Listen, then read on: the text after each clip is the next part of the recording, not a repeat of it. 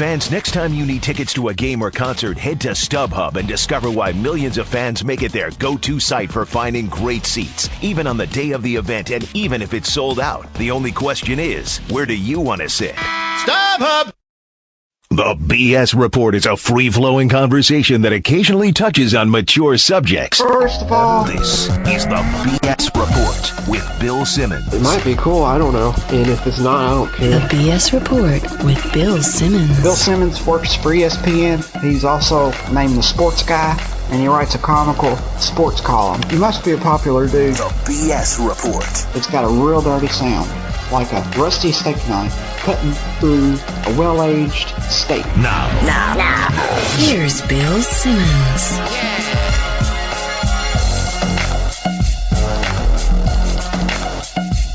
Welcome to the BS Report. Taping this on a Thursday, running it Friday. You might remember the old song by the Notorious B.I.G., Going Back to Cali. Bill Barnwell is going back to Boston. I don't know if the Notorious B.I.G. is going to write a song about this because he's been dead for like 15 years. But if he did, I think it would be a good title. Bill Barnwell, what's happening? I think that song would do really well, especially considering he's been dead for 15 years now. Yeah, that's a good point. I didn't even think of that. And in the stat community, it would go over huge, obviously. That really is the ancestral homeland of stats now is Boston, though.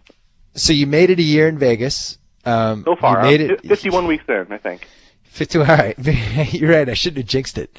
Assuming you make it through this last week, a lot of people who bet that you were going to die during this year are going to lose some money here. What made you decide to move back to the East Coast, other than the fact that Vegas is the weirdest place to live in America? Well, Vegas is the weirdest place in America. That's what it boils down to. I mean, it's one of those things where there's just no middle ground. Like, you can go out and party till 5 in the morning, or you can drive around in the suburbs, and there's no in between. There's no I'm going to go out and get a drink with my friends and go watch a game at the bar or something. There's just you're either going nuts or you're totally the blandest person on the planet, and there's no in between. And I kind of like in between. I discovered after living here for a year. Well, you're going back to Boston during a really, really strange sports time because you have all the excitement for the Patriots. Now, every year they're excited about the Patriots, but people have a lot of confidence in this year's team. And then on the flip side, the Red Sox have just become a travesty. And just from a overall sports standpoint, one of the weirder times I can remember where, especially if this hockey lockout ends, you might have the Red Sox, at least temporarily, as the number 4 most popular team, which I can't remember happening before. Yeah, I didn't even think of it that way. But hopefully, I'm getting there, September 3rd? Yeah. Bobby Valentine might not be there on September 3rd. I mean, so that may work out better for me. And if he stays? You could even see better. Well, then you might see one of the all-time rollover tank jobs that's ever happened. So there's no way these guys want him coming back in 2013. Oh, we may see the second half of the 2011 Tampa Bay Buccaneers season for the Red Sox in September, beginning of October. Good point. He should put the Raheem Morris warm-up jacket on. So the biggest development, other than the fact that you're moving 3,000 miles for you personally, is this coach's tape. I'm worried about you. I'm not as your friend, not even as your boss, as your friend. I'm worried about you with this coach's tape. I don't know what you're going to be capable of. Walk me through your average week with the coach's tape channel. Basically, I don't want to say football porn, but it's right in that that wheelhouse for me as far as things I'm going to be able to learn. I got to say, for me too. It's not good for me. You're not married with 2 kids. That's true. I don't even, basketball's not even my primary sport. I mean, imagine having access to, this kind of video for basketball 24/7. I mean, it's just. But for me, it's like when you throw in 25 years of playing video games, and especially like Madden with that kind of angle and all the plays you think you're a genius for using, and I just feel like I've run probably 1 million plays in Madden over the course of my life. That'd be probably a great number to find out. Yeah, I don't know what the number is, but it's high. It's way higher than it should be. The chance to just watch that angle and see the offenses they run and how guys come off the ball in motion, and that whole part I'm just going to be riveted by. But then also to know exactly who screwed up a play, it's going to put a big spotlight on some of these guys individually, it's going to be interesting because a lot of times we don't know, like, well, how'd that guy get open? We think we know, but we don't totally know. Now we're going to know every play. Right, and it can go a couple different ways. I mean, there are some plays where we still won't know. I mean, if we have a guy who breaks downfield and he's wide open and we see, cornerback and a safety pointing at each other and arguing as to chase him down, we're probably still not going to know because it's so tough to really judge a defense without knowing what the play call was. But there are definitely going to be plays where we see, an offensive lineman just get blown over that we wouldn't have seen otherwise, and there's going to be a lot more accountability. And I think that if people are really hardcore football fans, they're absolutely going to go out and get this just because it's it's proof of things that you couldn't have proven as frequently as a year ago. And anybody who loves the NFL, I still love being home on a Sunday, and I like watching all the games at once and that whole thing. But I've been to the Super Bowl, I think 8 of the last 10 years, and especially last year. I mean, I can still see Chad Johnson sitting on the left side of the field by himself. The Giants have one guy covering him. Both of their safeties are shaded to the other sides and closer to the line. Like, they're not worried about him at all. That's the stuff that I think people are going to be, or people who care, I think are going to be really interested in with this coaches tape thing. Like, to just sit there in the stadium and see how they were defending the Patriots in the second half was really fascinating. It never 100% translates to TV. The announcers kind of tell you, well, this is what's, but you can't really feel it unless you're experiencing it. And I think that's what's going to be cool more than anything. Yeah, I just wonder that, I kind of worry that it's going to be more negative than positive when it comes to what people use it for, because I think it's going to be way easier to be like, okay, that guy missed this open receiver, or, that guy blew that coverage, than saying, oh, well, this guy was so incredible, he, blocked 3 guys in this play. I think it's internet culture tends to be more negative towards players and teams than positive anyway, and I'm guilty of that myself, but hopefully we do get some opportunities to figure out, what guys are doing well as opposed to, what guys are just screwing up. And the big winner is any kind of super creative offensive coordinator. That's true. And I think any kind of creative super offensive coordinator, but also people who want to get into sports journalism. I think there's going to be like hundreds of opportunities now for saying, okay, I'm going to be the guy who breaks down offensive line play. And you wouldn't have been able to do that 2 years ago without coaches film, but now that you can do it, it's just, you're going to have a huge opportunity there for you. So, were you just throwing down the gauntlet for Robert Mays? He wants to be the guy who breaks down offensive line play. Robert Mays is, I believe, one of the finest high school centers to ever come out of the state of Illinois. From what he'll be the first to tell you too. Yeah, I am excited for the offensive line play. I'm really excited to see some of the formations. I'm probably going to limit myself to maybe. I'll watch every Patriots coaching tape. I can tell you that right now. I watch every minute of every Patriots coaching tape. Other than that, I might just target like big games or even use it, as just for us as writers, like to be able to use it as a resource to be like, man, this San Diego offense is kind of effed up. What's going on here? I'm going to watch the coaches tape. Why can't Gates get open? What's going on with this offense? And now you have the coaches tape that you can kind of throw yourself into for 2 hours.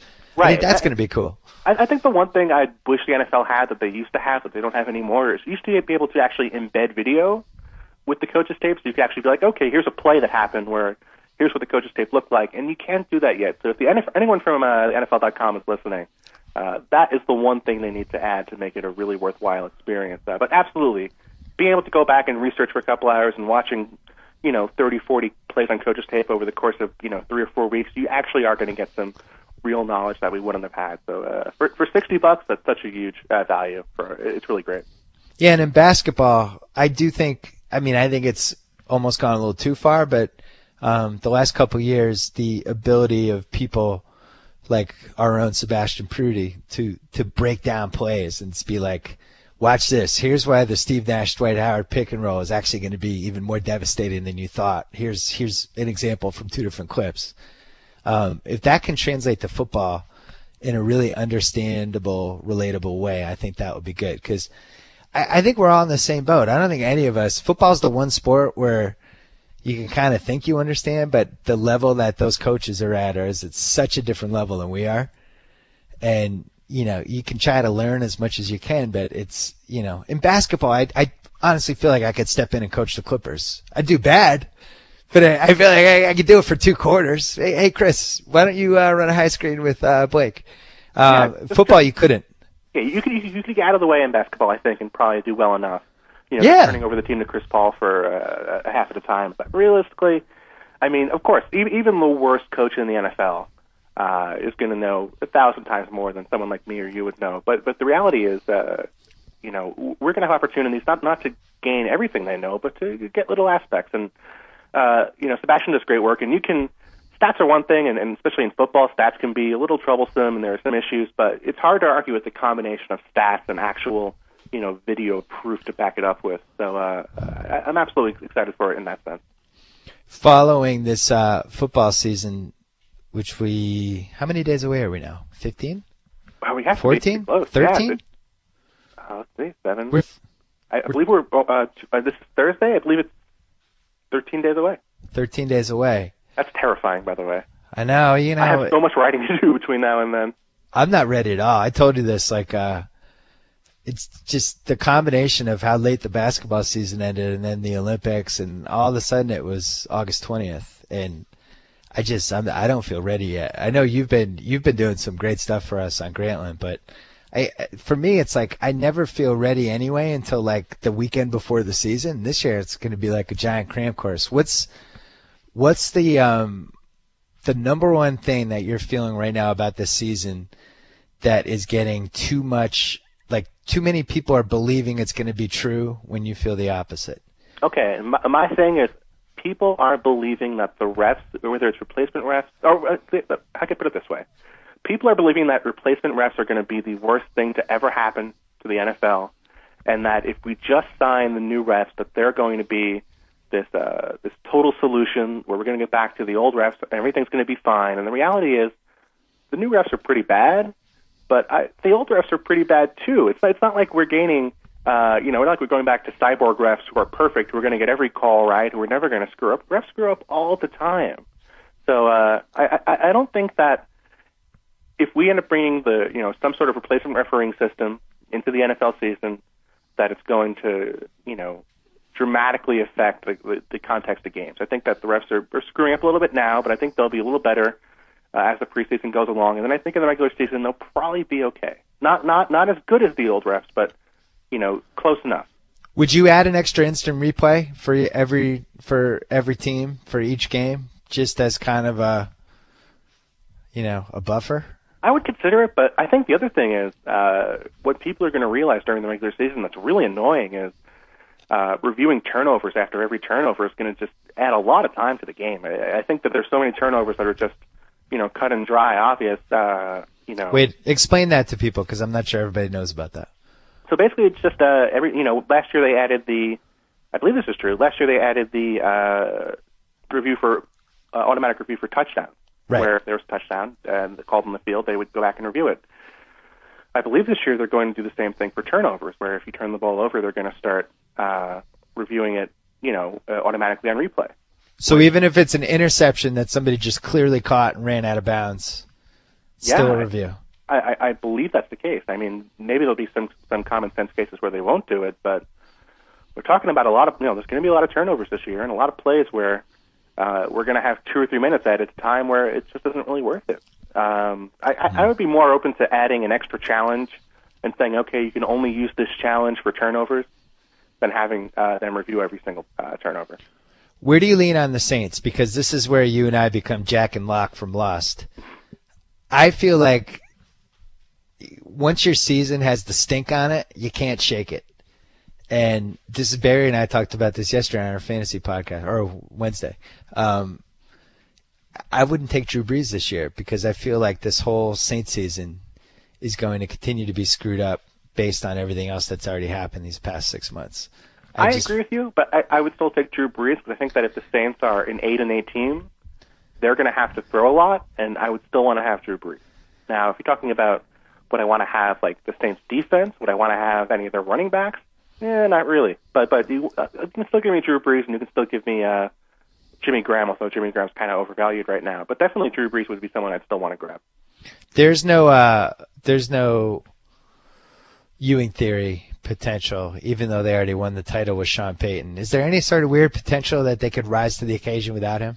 Well, you remember the Patriots Spygate year where it became their mantra really was basically, screw you, we're, no one likes us, that's great, we're going to just blow out teams and not care, and they went 15-0 the rest of the way. There's certainly a possibility that the Saints will, just sort of build within and say, okay, and everyone thinks we're, cheaters and scumbags. We're going to show them that we're every bit as good as we think we are. But let's be honest, the real story with the Saints, they weren't that good last year. They played a terrible playoff game in San Francisco, like really bad. And I don't think this year's team is better than last year's team. I'm inclined to go down, to think that they would lose a couple games more than they lost last year anyway. I think this sort of just confirms it for me. Yeah. I think they're in a very tough division. I personally think the Buccaneers are going to be way better than people realize, and you combine that with, a pretty good Panthers team and a Falcons team that should be about as good as they were last year. I don't think they're going to finish in last place, but I think they're going to be probably 8-8, 9-17. So you have the Buccaneers pegged into that spot that we see it every year, the team that got rid of a really bad coach and just by replacing him with a competent coach made a giant leap. Doesn't it make sense where you have like the team that replaces their awful coach who everyone stopped caring about, and you replace him with the disciplinarian, the tough guy who's going to make everyone show up 5 minutes early? Yeah. Doesn't it seem like that always means something, at least during the first year? I mean, the Niners season was that version on steroids, and I will never forgive myself for missing it because it happens every year. And I got so transfixed by the whole Alex Smith component because he'd let me down the year before that I just screw those guys. And meanwhile, the Singletary to Harbaugh thing was about as dramatic as it gets. If it's not Tampa Bay, who are the other candidates for that? I don't know. I mean, I was going to go with Miami, but now that they're starting Tannehill, I'm totally off that bandwagon. That was just the worst thing they could have done. If they had started Matt Moore, I honestly think they would have had a decent shot at making the playoffs. You know what? It's funny because you and I always come to the same conclusions, but you're writing them on Grantland before I had a chance. I might just give up writing football. But you and I usually like the same things. You and I were two of the only people who really noticed that Miami team last year. Miami was like secretly good last year for the last 3 months, basically. Yeah, they were terrible in the first half, and but the second half of the year they were great. They honestly outplayed the Patriots that second game last year where they were up like 17-0 at halftime, right? That was not a bad team. And you throw in like that crazy stupid Tebow loss they had, which is the dumbest loss anybody had last season. But and they had one more tough loss too, but I thought they were pretty good. And I was with you. I didn't think Matt Moore was that bad. I would have waited a year. Right. I mean, I don't see the upside. They had Andrew Luck, but they have Tannehill, who was an average quarterback in the Big 12 last year. Yeah. And doing the Hard Knocks thing seemed a little desperate to me. Signing Chad Johnson seemed desperate to me, considering, as we mentioned before, the Giants weren't even covering him in the Super Bowl. Like, what makes you think he's going to help your team this year? The Patriots couldn't even figure out how to use him. It seems like they squandered that. Also seems like we might have a lot of bad teams this year. I know we always have bad teams, but it's going to be over from just like trying to figure out who's going to be good and who's not. It seems like we're going to be in double figures pretty easily. I think every year that we have, increased passing in the league, it becomes more and more a league of whether you have a great quarterback or whether you don't have a great quarterback. Yeah. And if you have a terrible quarterback, you just, pretty much can't compete unless you're the Niners and every other thing, you're elite at every other aspect of the game besides quarterback. You can pull it off if you can do that, but most teams don't have that option available to them. It broke really well for the Patriots. Because they might have 3 6-win and under teams in their division. It's possible. It's possible. I'm higher on the Bills. Now the Dolphins are out for me. I'm a little higher on the Bills. I've also focused. I'm focused on the Bills as well, but that's my one fear. I actually fear the Bills more than the Jets. I don't blame you. I would too. They just have better players. I mean, their blue chip guys I think are better. And then they have the whole thing. Fitzpatrick was so bad last year, but then it turned out he was hurt. So is he the Fitzpatrick from that first 5 weeks, or is he who knows? Right. I don't know. Exactly. And they have a couple playmakers. And I will say this: the other team that I think people are sleeping on. People, just are kind of writing them off, saying, okay, they're going to be average. I'm going to go with the Chargers. I think that they're just an underrated team. They were better last year than people realize. If they have that one game where if Phillip Rivers doesn't fumble the snap before they're going to kick the game-winning field goal. I think it was against the Chiefs. They win the division. They're 9-7. I mean, they lost the division because of that one thing. Right. And they have issues on the offensive line for sure, but they have a good pass rush, and I think they still have the best quarterback in the division. But they lost Vincent Jackson. Then Brown broke his ankle. He's out half the year. Mm-hmm. Yeah, some injury issues, and Matthews was hurt too. Matthews broke his arm. Broke his collarbone, I think. Broke his collarbone. But I remember a couple of years ago when Philip Rivers was throwing to Sei Ajiro-Tutu. Yeah. And he was still doing, still putting up MVP caliber numbers. So I think Philip Rivers last year might have been hurt himself. I think you and I talked about that. I agree with you because I thought he sucked last year, and it seemed like something was wrong with him other than just not playing well. Mm-hmm. He had a 20-pick season last year. He'd never had a 20-pick year before. And, I don't think Philip Rivers is suddenly awful. And the example I'm going to give is last year, or 2 years ago, a quarterback in the NFC led the league in interceptions, and it was Eli Manning. And I think he had like above 20 interceptions. And last year he played pretty well. So I'm going to say Philip Rivers is going to have a bounce-back year this year. The Gates thing might help him, too. Everybody likes Gates for a comeback year, saying he can move around again. He's motivated. His feet don't hurt him anymore. I wasn't ready to say goodbye to Antonio Gates.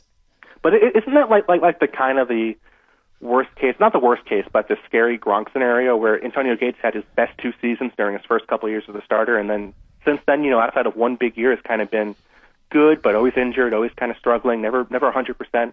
Isn't that kind of the fear with Gronkowski? Listen, Patriot fans lived through that with Ben Coates. Giants fans lived through it with Bavaro. You have those. The best time to have a tight end is early in their career when they're knocking down 5 guys every time they catch the ball. Mm-hmm. But every one of those hits adds up. It's almost like it's like dunks in basketball, where Blake Griffin's jumping over the rim right now, but at some point that's going to end. And then what do you have? And with Ben Coates, when it went. It went immediately. It was like it went from he was the most dominant video game tight end of all time. Sorry, Cat Bozo. To could barely get open. But the thing with Gates is I do wonder, with the technology they have now and how big he is, and just maybe you can extend that a little bit. He's only 32. But with that said, I think Gronkowski and Jimmy Graham much safer bets. I don't know. Right? I mean, Gronkowski missed his last year of college with a back injury, and we saw what happened with the ankle sprain. It wasn't like he was like some super athlete and he got back, from in 7 days. He was hurt for the Super Bowl. He wasn't close to 100%. He's a superhero, though. You forget. He tough dude for gritting it out, but I mean, he just wasn't the same guy. And in reality is, we always think about guys like Adrian Peterson and Rob Gronkowski as, they're super athletes. They're going to recover immediately and they're going to be 100%, after 6 months when it would take another guy a year to get back. And the reality is that's just not the case. Where do you stand on this Adrian Peterson comeback? Because House and I talked about this in our podcast. I'm incredulous that he's coming back for week 1. I just can't believe it. I thought minimum week 8. But I actually thought he was going to miss the whole season because he did the ACL and the MCL. Meanwhile, Barry's telling me to draft him 20th in my he's the 20th ranked fantasy player. I don't get it. Where do you stand? I love Matthew Barry, but I disagree with him here. I'm not on that bandwagon. I just see a guy who, last year he had the high ankle sprain, and this is a different injury, but bear with me on this. He had the high ankle sprain. He said, "Okay, I'm coming back in 7 days." He didn't come back for 3 weeks. And then when he did come back, he tore his ACL and his MCL halfway through the first game. Adrian Peterson is an awesome athlete, a super tough guy. But it takes longer than that to heal. And we could say, okay, he's going to be back for week 1, and maybe like Wes Welker a couple of years ago, he will be back for week 1. But he's not going to be the same guy. And I think once he gets in the field and he doesn't have a red jersey on, and he has to cut, he can't just run in straight lines, they're going to realize, okay, you know what, he's just not the guy we want him to have it there. And is it really worth having Adrian Peterson out there at 75%, getting 3.5 yards a carry when we have Toby Gerhart, who's healthy and who can be productive and who's going to outplay Adrian Peterson at 75%. I just don't see it. So maybe he'll be great, and if he is, fantastic. I'm happy to be wrong, but I just don't see him being that guy for at least half a season. Last season, everybody was really excited to make the Atlanta Falcons the potential Super Bowl champ preseason. They were the preseason pick du jour. this year, maybe this stuff you never really know until like the week of, but it feels like the Lions and the 49ers are the two candidates. What do you think? I'm not high on either of those. Certainly not the Niners, who I've written about at length at Grantland. My biggest bet this year, I think, is their under bet at 10 wins. There's just so many things that went right for them last year, from their schedule to their health to their turnover margin. All these things that define them as a team and how great they were just aren't sustainable. So either they're going to be this team that can pull it off, that something that no one else in NFL history has ever done, or they're going to decline a lot. And if they do, are they really going to be the best team in the division? Yeah, probably. But are they going to be a 13-3, force of nature where you are terrified of their defense and their special teams? Probably not. The best thing they have going for them is bringing the 11 starters back, which in this day and age is a mildly incredible feat. I know some of those guys are young, but to bring back all 11 of a football unit in 2012 is kind of incredible. Yeah, and you got to figure that having an off season with Harbaugh, having a full off season with Harbaugh is going to be better because he is, if not the best coach in football, one of the top 2 or 3. Yep. But I just don't think I don't understand. And I wrote about this. I don't think you can reconcile that idea where you have Alex Smith, who is they built as the most conservative quarterback in football. They are happy to check down on 3rd and 12 and take 2 yards, or 3rd and 7 and take 2 yards and punt, and happy to be conservative in the red zone and take field goals because they don't trust Alex Smith to throw downfield or make big plays down the field or make big decisions. And now you bring in Mario Manningham and Randy Moss and you say, okay, we're going to open up the offense. We're going to bring in Moss and Manningham, and they're going to be, the Moss and Manningham we know. You still have Alex Smith there. You can't have it both ways. You can't have the conservative check down guy and the I'm going to throw downfield to Moss and Manningham guy. Alex Smith can't do both those things. So, it's breaking out great for. God, I hate it. The Giants, yet again, under the radar. 2 Super Bowls in the last 4 or 5 years, whatever. 4 years? Yeah. I think it's 5 years. Because God forbid the NFL just stuck to whatever number the year was. It's like, did the Patriots lose in 2008 or 2007 to the Giants? I don't know. We'll never know. Yeah. But yeah, the Giants are sitting here with a chance to pull off a 3rd bowl here in a pretty short span and become kind of the defining team of the second half of this decade. Which seems crazy for a team that couldn't beat the Redskins twice last year. Right. But you could flip it around the other way and say they haven't had their peak season yet. Yeah, and the funny thing is their best regular season was the year after the Super Bowl, after the first Super Bowl a couple of years ago. And, they were pretty bad in the playoffs. They, got outplayed by the Eagles and, really didn't play all that well. And the reality is the Giants are such a weird, erratic team. They are capable of anything, as we've seen. Yeah. From losing to the Redskins twice comfortably to, beating the Patriots 3 times comfortably. It's just, you never know what you're going to get with them. And it's hard, in that division with the schedule they're going to have to really say, okay, we're going to go 13-3. It's just hard for me to really believe that. But if you're them, if you're Tom Coughlin, you couldn't ask for a better offseason between Tebow Mania with the Jets. They've taken 95% of the headlines away from you locally. And then nationally, nobody's talking about them. Everybody's ready to anoint whoever the next, is it going to be the Lions? Is it going to be the Falcons? Is it going to be the Niners? Is it going to be the Packers? Everybody's looking for an excuse not to pick the Giants because it's boring to pick the Giants. It's boring to say they're going to be as good as they were last year, and they're just sitting there in the weeds like usual.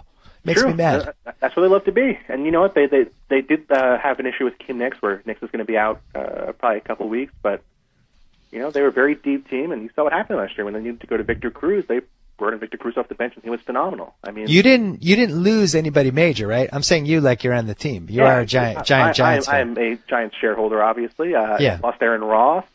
Okay. Again, starting cornerback, but with a guy who was a 4th stringer or 3rd stringer before the year who anyone could have had for a mid-round pick and no one wanted. The offensive line's kind of reshuffling a little bit. But it's still the same core guys. It's still the same, pretty much the same team. Brandon Jacobs, I guess, maybe. It's they have the potential to be a 13-win team if everything breaks right. I just think, again, having the Eagles, having a better Cowboys team, I think they're probably going to go 10-6 or 9-7, which there's no shame in that. But I don't know if that gets them into the playoffs necessarily. I think they're going to be good. The Cowboys also look like they're going to be good, but we say this every single year. True. And every year they do something to screw it up, so I'm going to withhold a major opinion on that one. I thought were a little hard on the Denver Broncos. And they fit a lot of what you like to focus on, like there's a lot of regression. Well, yeah. And there was all legitimate arguments. Like, yeah, they won some lucky games last year. That will never be recreated. At the same time, even if Manning, and listen, I wouldn't go near the guy in the fantasy draft. If you gave me the over-under of how many games he's going to start this year, 10.5, I'd go under. I'm not sold on him, being Manning. But you ruled out any chance that they could make the Super Bowl, basically. And I think they still have a puncher's chance, because if Manning can get back to like 90% of what he was, and his force of personality, him being in FU mode very quietly that the Colts let him go, the upgrade of him as a passing quarterback and somebody on the field like managing the game versus Tebow, it's and a crap division. Like it's you can't rule it out. Like, are you really ruling it out? I think you might want to blame Grantland editor Michael Philbrick for that headline. Yeah! Oh! Bustro! We're like the Jets. We're like the Jets. We're blaming each other. I feel pretty comfortably saying they're not going to make the Super Bowl, and here's why. Okay. If it had just been all my numbers and nerdy stuff versus Peyton Manning, I would have avoided the conversation altogether, because Peyton Manning has a way of overcoming the numbers. True. But, and here's the hard part, the schedule they have to play is so phenomenally difficult. They play the AFC North. They play the NFC South, which I think is the toughest division in football, and the AFC North is certainly not a cakewalk either. And everyone else in the AFC West has to play those teams. They also play at New England and at home against Houston, and no one else in the AFC West has to play those teams. They play at New England for the first time since like 1780. Every time we go to Denver, this is the first time. It has to be since the 1990s that they've come to New England. That is the mandated Peyton Manning Tom Brady game. It happens every year. It's going to be awesome. I can't wait. That'll be a fun game. But they don't have to play. The Chargers don't have to play the Texans and Patriots, and that's where I think it comes down to. I don't think they're going to get a wild card because the division's going to be too tough, or the schedule's going to be too tough. But if they can beat the Texans and Patriots, they win the division.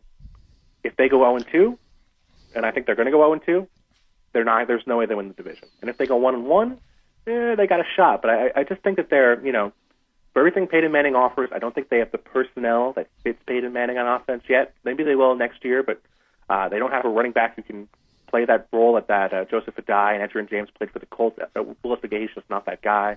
Yeah. Their wide receivers, I think Eric Decker is going to be a good fit for Manning, but Demaryius Thomas is not a precise route runner. Is a hell of an athlete, guy who can take over games. This guy who fits Tebow, a guy who can, win jump balls and, make big plays downfield. Peyton Manning doesn't work with guys like that. Peyton Manning works with guys like Marvin Harrison who run fantastic routes. Their offensive line, healthy last year for 80 starts, but certainly some issues. A young line that's going to have some trouble. Their center is not Jeff Saturday, which Manning's had his entire career pretty much. And the defense, you have two pass rushers who are great, but no one else in that defense is really above average besides Champ Bailey. And they're going to be in a lot of shootouts, and having Peyton Manning on your side for shootouts is great, but they're not going to win all of them.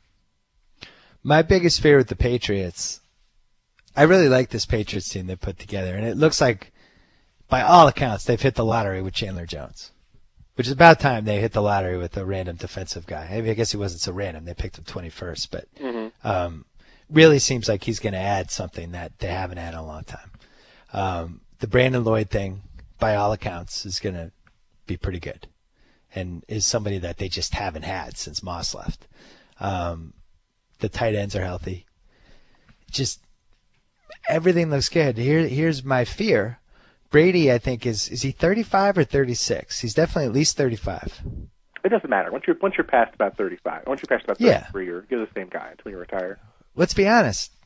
Kind of sucked in the Super Bowl. Didn't he complete like 17 straight passes during the Super Bowl? He missed the crucial pass of the game that would have clinched the Super Bowl. And also took a safety on the first play. That was a huge momentum play. And really, you're telling me. Listen, safety. I'm sure my buddy Hershey, Giants fan, who I know you've listened to talk about the Giants endlessly, still feels like that game should have been over at halftime. And the Giants let the Pats hang around, and he was having a conniption at halftime because he just felt like they had handed the Super Bowl away. Mm-hmm. But I just, the history with these QBs, once they hit that 34-35 mark, it's not good. It really isn't. Can you think of quarterbacks who were able to, we've seen it happen in basketball.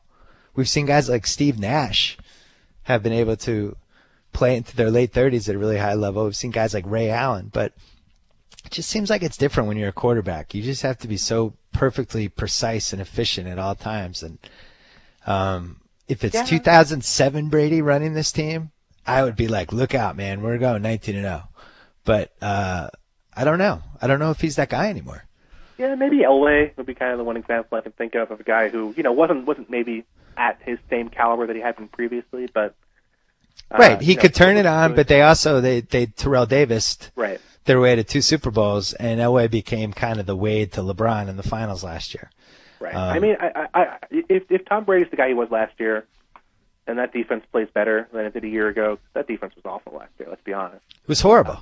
I mean, if Chandler Jones is really that guy where they, can get a decent pass rush and they can keep Mayo healthy, they can keep Patrick Chung healthy, they can be, if it's last year's Brady, yes, they can certainly win a Super Bowl. I mean, Brady there's still another tier between the guy Brady is now and the guy Brady would have to be for them to have to replace Brady and not win a Super Bowl with Brady. I mean, you're still going to need the best player in your team still needs to come through in a big moment. Sure. When the league is this close, and I think we're headed that way again. Last year, we talked about it last year. There's 7 teams that probably could have won the Super Bowl if 3 plays had gone differently. Mm-hmm. I think we're headed toward another year like that. Like, people are asking me, who's going to win the Super Bowl this year? It's like, I can give you a list of 7 teams that have a good chance. I think it would be absolutely inane to pick one of them. Well, I think that's why you're seeing people in Vegas. There's the real action's coming on kind of those second-tier teams where you're seeing, teams like the Bears are getting bet up super fast to win the Super Bowl because they figure, if 7 or 8 teams have a shot, then why don't, I'd rather have the Bears at 15-1 than have the Packers at 4-1. You want to get in that circle. Mm-hmm. Just want to crack the circle. It could be 5 teams this year, it could be 7, it could be 8. I still feel like, if Schaub doesn't get hurt, maybe Houston is the AFC representative last year. I don't know how good that Patriots team was. Like, really should have lost that Ravens game. And remember, the Texans almost beat the Ravens in Baltimore with TJ with third stringer. Yeah, I think if you're a Texans fan, you're getting more and more bummed out by the month. It's not. There's no healing process yet. You're still like wondering what the hell just happened. Mm-hmm. But now, so they lost Mario Williams. How did you feel about how they did from last year to this year? I wasn't a fan, and I think that I love Arian Foster as a person. I think I think you can't ask for anything more from Arian Foster as a football player than what he's put out there the past couple of years. But you just can't spend money on running backs in that in that system. I mean, Denver was the perfect example. They signed Terrell Davis. Terrell Davis got hurt. They brought in a bunch of guys off the street, rookie free agents. They spent a second round pick on Clinton Portis, and everyone they used was pretty great. They weren't Terrell Davis, but they were 85 or 90% of Terrell Davis for $400,000 as opposed to whatever Terrell Davis was making. So wait, so you would have let Arian Foster go and promoted Ben Tate? Here's the thing. Arian Foster was a restricted free agent this year. He wasn't even an unrestricted free agent. So they could have done the Mike Wallace thing. They could have tendered him at the highest level and said, you know what, if you want to give us a first-round pick for Arian Foster, we'll take it, or we'll re-sign him, one or the other. Nobody would. I don't think anyone would have given him a first-round pick for Arian Foster. Which should have been a red flag. Right. So if it was an unrestricted free agent, then yes, I would have given Ben Tate the job for sure. But because it's unfair to say because I did this, they didn't do this. But the reality is they let Mike Brazil, their right guard, go. Eric Winston, their right tackle, got released and is one of the best right tackles in football, I think. So you have half your line with the Texans now being replaced, where that offensive line was so good last year, and so much of Foster and Tate's value is in that offensive line. They weren't able to re-sign Mario Williams. I think they kind of chose to let him go because they have Connor Barwin and Brooks Reed behind him, who are two pretty good outside linebackers. But you do have some turnover there and some issues there, and I wonder. I wonder if the running game is going to be as good as it was a year ago. And yeah, you got to figure Schaub's going to be better. Schaub's going to be healthier. But I think they're going to be a good team in a bad division. I think they're almost a lock to win the division because no one else in the division really has a prayer. But I just don't know. I just think that they kind of last year might have been their year. So Indy's in that division in Jacksonville. Who's the fourth team? I'm blanking. Tennessee. So we're ruling out Tennessee. Absolutely. I have no faith in Jake Locker. I have no faith in any team that's going back and forth between quarterbacks right now. And I just don't think Jake Locker is going to be a good NFL quarterback. And I think that Matt Hasselbeck is, probably going to be okay, but I don't think they're going to give Hasselbeck a big opportunity. God, Houston won the lottery with that division, huh? They sure did. After a decade of having the Colts, just single-handedly dominate the division, now it might be the Texans' turn.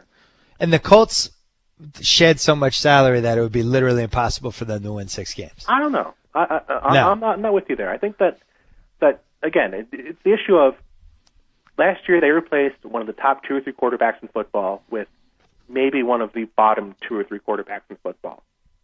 That's why they were so terrible. If they can just get an average year from Andrew Luck in his rookie year, if they can get league average play, if they can get the 25th best quarterback in football, and they might have some turnaround potential there. They also replaced a terrible coach in Jim Caldwell with a good one, possibly a good one, certainly a disciplinarian kind of tough guy in Chuck Pagano.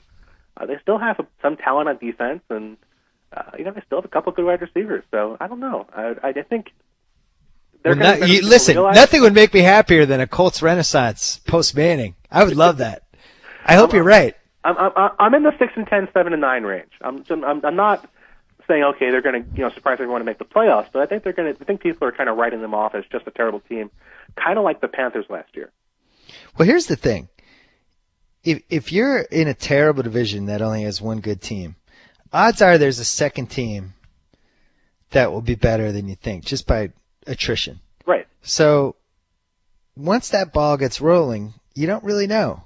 Who knows? What if they start out the season 3-1 randomly, and Andrew Luck's just awesome, and everybody gets fired up, and the Colts fans are, and it just kind of snowballs. It's possible. That reminds me. Who do you think is this year's secretly lousy team that gets the fast start and snowballs, and suddenly they're in the playoffs and we can't believe it? Because I haven't done my research for that yet. I'm saying Buccaneers. I really think that they just, everything went wrong for them second half of last season. And I think that, again, they're not going to be a fantastic football team, but I think they're going to have some things go right. So I'm going to say the Buccaneers are that team for me this year. I've been looking at them. Mm-hmm. My man Josh Freeman lost some weight. I heard you enjoy Josh Freeman a little bit. He lost some weight. I don't know if you read about this. Is he in the best shape of his career? He's in the best shape of his career. That's right. There's been best shape of his career stories about Josh Freeman. We might be getting back together. Now that Tebow's on the Jets, I need another quarterback. And you know what? Josh Freeman had that. He had that a couple of years ago. He was not exactly Tebow, but he was he had some late game heroics. He certainly. I don't think he's the problem with that team. I'll say that much. Week 1, home for Carolina. Yeah, not a losable game. This gets tough. Week 2 and 3 at New York, at Dallas. I mean, at New York Giants, at Dallas. Yeah, that's not exactly the easiest schedule. Then Washington, Kansas City, New Orleans, tough. Minnesota, Oakland. I mean, that's a pretty winnable stretch of games. I'm going to look at Indianapolis' schedule because you got me fired up. You're on the Andrew Luck band. That's the hard part this year is everyone believes Andrew Luck's going to be a franchise quarterback, but if you're in a keeper league, how early do you reach for Andrew Luck knowing that you might have him at, a 5th round level for a year or two in your league? You just basically tank your season like the Colts did last year. Yeah, but do you do that for a guy if you think he's going to be the real, next Peyton Manning? You kind of have to, huh? Look at the Colts at Chicago, week 1. A tough matchup. Home for Minnesota, and then home for Jacksonville, bye week.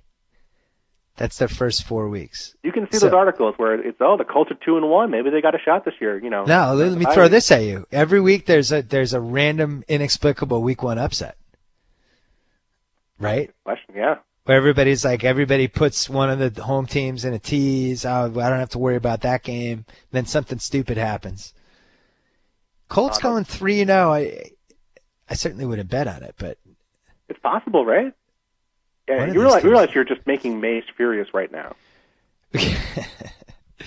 Mays told me, Robert Mays, who works for Grantland, Chicago fan, told me he's 100% in on Brandon Marshall, that it's going to work. 100% in, he said. 100%. How can no anyone doubt be it's going to work? In on Brandon Marshall? That was my point. I think he's gone crazy. Okay, I'm going to give you this. I have 3 possible matchups where you have, good road team, everyone expects to make the playoffs, almost a lock, versus home team where people think they aren't that good and kind of have their doubts. There are 3 good ones, I think. In week 1, you're talking about? Week 1. Okay. I know that you're still doing your research, but I'm going to let you pick one because I have no idea. Atlanta versus Kansas City. Atlanta at Kansas City, I should clarify. Okay. Philadelphia at Cleveland. And right. this is my favorite one. Redskins at New Orleans. Ooh. Yeah. Well, I haven't done the lines yet with Sal, and I don't want to look, but I would think New Orleans would be favored fairly heavily in that game. I'm going to say flat out. I'm going to say win, not cover here. Yeah. See, I'm looking at week 1, and the red flag game to me looks like Dolphins-Texans. Yeah, if they had Matt Moore, I would have been on the Dolphins bandwagon there. I wouldn't have said they were. Oh, that's true. It's Tannehill. It's Tannehill. I didn't even think of that. That's the bummer this year is that every week you think, the Dolphins. Yeah, we have the worst quarterback in the NFL playing for us. Because it's got to be a 1:00 game. That's the upset. So the nominees are Colts, Bears, Eagles, Browns. Wouldn't be upset actually. Colts, Bears, Rams, Lions. That's another good one too. I'm perpetually on the Rams bandwagon. That could be pretty interesting. And then Peter King writes this whole lead for Monday Morning Quarterback about Greg Williams' son and the great defensive plan he devised to beat Matthew Stafford. I could kind of see that happening. Sam Bradford's back. Dolphins, Texans. So those would be the 3 candidates for the upset. Unless you wanted to say Bills, Jets. I think I'd actually pick the Bills and Bills, Jets. Really? Bills at Jets. Yeah. I don't like the Jets. Why are the Jets going to be good? Where's the evidence? The Jets, though. Huh? You also have an irrational hatred of the Jets, though, as a Patriot. I thought they sucked last year. I don't know if they sucked. I mean, they sucked for what people thought they were. Yeah, sure. The defense is still good. I still have a lot of faith in the defense. I have major issues with the offense, but that's been no different from the past. And they have managed to be competent with that good of a defense. And maybe how are they going to score? How are they going to get to 20 points in any game? You know the answer to that question. Tebow? They have Tim Tebow. God, if he keeps it going this year, I might move back to London. Maybe London's very Tebow friendly.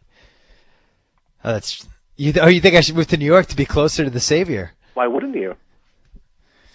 All right, last question. Hold on, let me look up football odds. Being closer to the Savior is like being being at the front of the cabin in the airplane and getting your food choice first. You move closer. I think that's why you wanted to go back to Vegas. Yeah, I listen. Now you're a train ride away. Oh, I'm a drive away. Listen, if Tebow calls for me, I would be naive to not respond. All right, I'm calling up the Super Bowl odds, and then we're letting you go. So, wow, Carolina 80-1, really? That seems high. Yeah, I don't know. I was so high on the Panthers last year to go over 5 games, but I think they kind of stagnate a little bit this year. I think Cam is such a good quarterback. Oh, no, I'm sorry. I meant Arizona 80-1. Oh, Arizona's the worst team in football. 80-1 though? They were 88 last year. I would not take Arizona at 160-1. Okay. They to me, and again, I'm going to write this, but I think they're the worst team in football. I think that they have a quarterback competition where no matter what happens, they lose. America loses. Larry Fitzgerald and Larry Fitzgerald's fantasy owners also lose. Larry Fitzgerald loses for sure. Are you surprised by Detroit at 25-1? That seems high. Not really. I think people are kind of, people see that steady climb with Detroit where it was, okay, we're terrible. We're a little better than terrible. Now we're good. And people are thinking, they're going to keep going on that path. They're going to be great. And I don't know. I just think that defense is still pretty rough. Outside of the front four, I think the secondary is really bad. If Matthew Stafford gets hurt again, which is certainly possible, are they going to be the same team? I don't know. How can we live in a world where the Giants have 18-1 Super Bowl odds and Philadelphia has 10-1 Super Bowl odds? People want to believe in the Eagles. They're it's so easy to fall for the Eagles. I'm already falling for the Eagles. I fell for them last year. I'm probably going to fall for them again this year. They're such a lovable team. I will not be falling for the Eagles. Because when they're good, they're so good. Houston 10-1 is pretty convincing. As I don't think they'll win the Super Bowl, but just as a pure play, because at least you're winning the division there. Right, and you think you have a good shot at getting a home field, getting a bye during the first round, and there's some value in that. Worst case scenario, you're a 3 seed. Right, exactly. Out here, there's been some weird shifts from book to book. Where at one book the Falcons will be at 15 or 18-1, and then in another book they'll be 36-1 to win the Super Bowl. I'm looking at 25-1 for them here. They could be a real beneficiary from the Saints if the Saints season doesn't go. Right, doesn't that make sense? Where if you figure they're the top 2 teams in the division and the Saints aren't going to be that team again, even if you figure Tampa Bay gets better, if you figure Carolina's going to be competent, and I really have to say, I think everyone in America is on the Julio Jones bandwagon this year. That is true. He had a really sneaky great season last year for a rookie. Yeah, and you know what? And when he was healthy, he was phenomenal. Yeah. And you got to figure it's kind of like Calvin Johnson, where Calvin Johnson was hurt the first year, really had some injury issues, and then the second year, he was the best wide receiver in football. Cool. So you driving back to Boston, or are you flying? I am flying. I am not. That is a drive I am not willing to take, especially during the last few days of football preview season. Where are you watching? I was driving. Where are you watching Week 1? Hopefully, I will have my setup at my own house. But DirecTV is famous for having technical issues the first week of the season. I think if I could bet on Sunday Ticket not working during the first half of the 1 p.m. games during Week 1, I would bet on it. Yeah. So we'll see. I'm still kind of skeptical, but I will be in Boston, hopefully with working televisions for the Giants-Cowboys game. And we are collaborating on a column, kind of sort of next week. I won't give away the theme, but I'm excited for it. I'm very excited for it. I think it'll be fun. Very entertaining. I'll say that much. Yes, I agree. All right, Bill Barnwell, thanks as always. You're doing great stuff on Grantland. Check out Bill on Grantland.com. He's writing every day somehow. I don't know how he has the energy. Thanks for coming on. We'll talk to you during the season. So I get the sign off. Whoa! Thank you for downloading the BS Report with Bill Simmons. Too much fun. Check out more podcasts at the iTunes Music Store or at Pod Center at ESPNRadio.com. Peace out. All right, fans, by now you should know that millions of fans use StubHub and the StubHub app to find the seats they want to games, concerts, and more. But one thing you may not know is that you can also go on StubHub to set a price alert. That means you choose where you want to sit and the price you want to pay. Then if another fan lists tickets for sale within your price range, StubHub will email to let you know. Pretty great, huh? So head to StubHub today to get your tickets or the app to set a price alert. You can't go wrong. StubHub!